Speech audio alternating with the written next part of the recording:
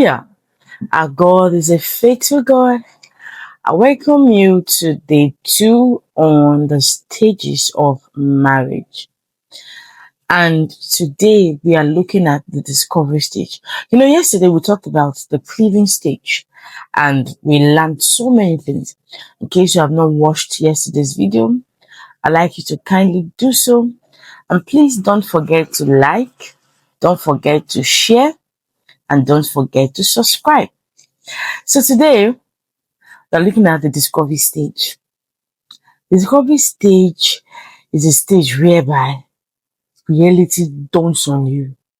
You are like, is this how my husband is?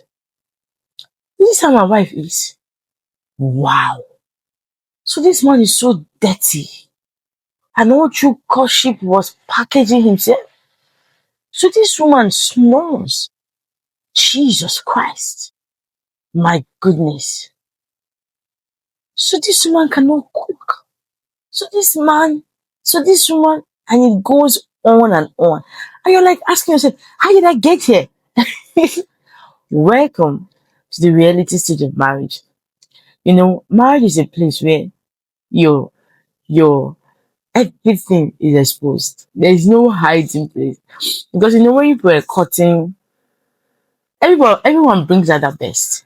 But in marriage, you are sleeping with the person, you are waking up with the person, so everything about the person, you understand, is showing now.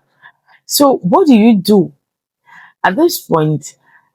Is is um is a point where those that are matured, they navigate through it in grand style. And how do I do that? Because there's a point, if you're not mature, you start calling your family members, you start calling your mommy. If you're a mommy's boy, you start calling your mom. If you're a daddy's girl, you start calling your dad. I never knew Andrew was like this. I never knew. Oh my God, oh my God. It's a stage where you do three things. And when you do these three things, it helps you to navigate through this stage successfully. Do you know that some people at this stage, they break up? Oh yes, but they will tell themselves that they cannot take it. Some break up. Some will tell you, I can't stand dating. I can't. I can't do this with you. And they walk away because they did not understand that this is reality stage. What you do in this stage, the first thing you do is that learn to pay attention to your spouse's attitude, to their behavior and their character. Just pay attention without attacking. You are discovering something, right? If you are in a lab and you're trying to invent something, you don't rush. You calm down. So this stage needs a lot of patience. Watch their attitude, watch their character, watch their behavior, pay attention to their character. And having done that, second thing you do is that have a peaceful conversation. The mistake many couples make is that this stage they want to change their partner totally. Andrew, you can't do this. Beatrice, you can't do this. Ah ha ha ha ha. And hello, what is this hola baloo? Your home becomes like a war zone. No one changes in a tensed atmosphere. It doesn't sink inside. It goes there and comes out there. In fact, if this continues, they go out because they want peace. So what you do as a matured husband and as a matured wife is that have a peaceful conversation. Don't keep quiet at this stage because another mistake that some people make is that they grumble but they don't talk. When they see their partner, they don't talk. But when their partner has gone out to work or anywhere, they start grumbling, start calling friends, start complaining. Those ones will not solve the issue because your friends are not the one that you are dealing with. Learn to talk to your partner, but do it in a peaceful way. Because if you don't talk to them, over time you build resentment.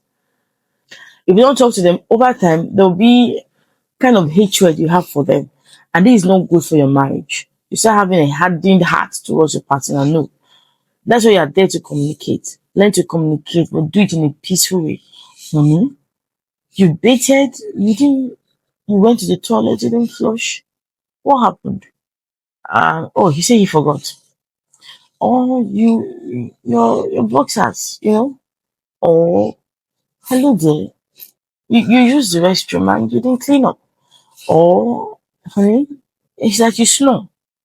You know, it's a stage whereby both of you have a peaceful conversation and determine how can we work on this? How can we help ourselves on this issue? And the third point you have to do is reduce your expectation. Sometimes the films that we have watched over the years has reshaped our memory that marriage is all about they'll serve you breakfast on bed, or when he comes back, he will hug you and say, "Oh, my baby, I missed you." It's not always like that, because sometimes we come back stressed. So reduce your expectation. Don't expect too much from your husband and from your wife. Because if you do, I tell you this truth, you might be disappointed. What you are thinking is not what they are thinking.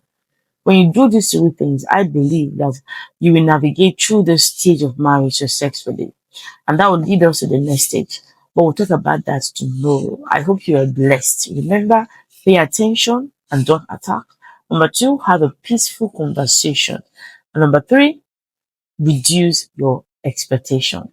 Like, share, comment, and have a blessed day. God bless you.